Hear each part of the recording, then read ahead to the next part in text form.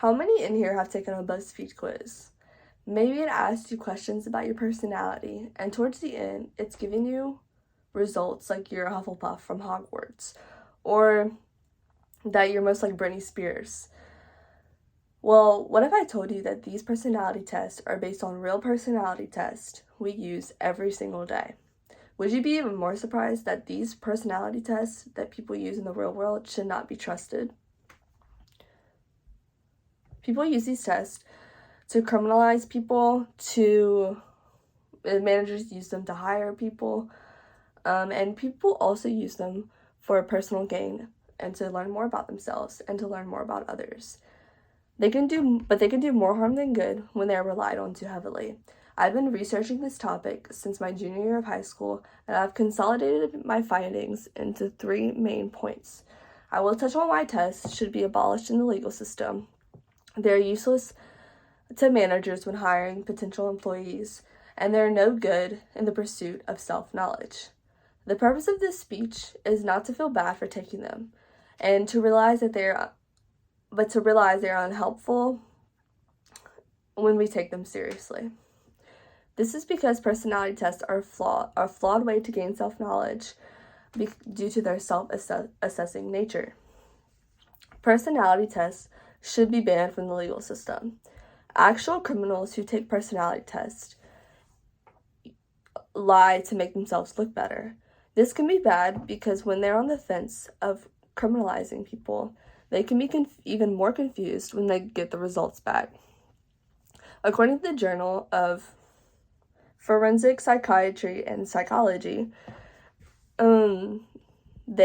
criminals fake bad, which means they based their answers off of what they've done and why they are going to be criminalized, or why they're in the process of going to jail.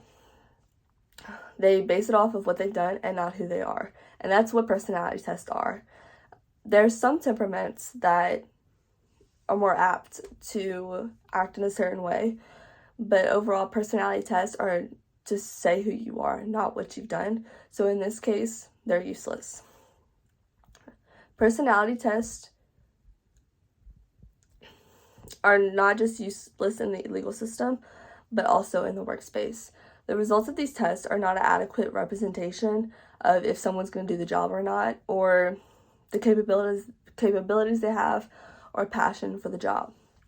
Based on these test results, you cannot tell if someone will do the job well or not. You can't see if someone's an introvert or extrovert. That won't say if they will get the job done. My mom's friend has an MBA in business, and she has multiple businesses. She's a very successful businesswoman, and she wanted to buy a franchise of Chick-fil-A. She went through the whole process.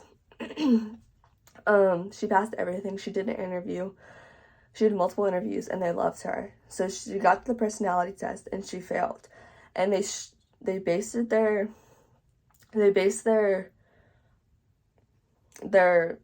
decision off of that personality test. Whether that should be fit for the job or not, I'm not sure, but you shouldn't base a decision strictly on that. Also, when employers are giving these personality tests out, employees are going to lie. They're going to say what they want to hear, say what the business of the corporation wants to hear so they can get the job and be successful in that way. But personality tests not only are useless in the criminal system or in the workspace, very objective things, but when we talk about self-knowledge, they're useless in that aspect as well.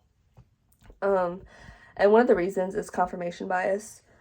This is basically pre-existing beliefs, whether they are true or not. You're going to latch on to these pre-existing beliefs that you already have about yourself, and if a test confirms that, whether it's true or not, if a test confirms that, you're going to believe it and you're going to latch on to it.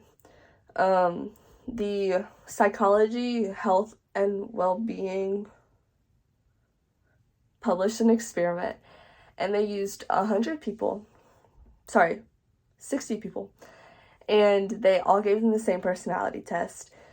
They gave them results that were not based on their actual results at all. So it was randomized. It was a randomized result, and 100% of them agreed with it. So that just goes to show you, like, if something is given to us, when we think it's a reliable source, we're gonna believe it about ourselves because we're so hungry for self-knowledge. Also, when we take this test, we tend to put ourselves in a box, and it becomes even more crucial when like I said, the results aren't accurate. So we tend to put ourselves in a box, and we put our whole identity in this one result of the test. And when we don't have a good sense of who we are, that could be crucial into what we think about ourselves and our relationships. Like I said before, all these tests are fun for personal use.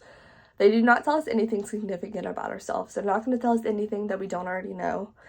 And they shouldn't be taken seriously in the real world.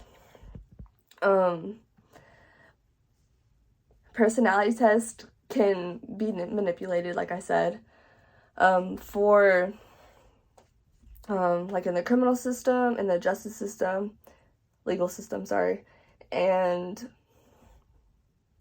in the workspace.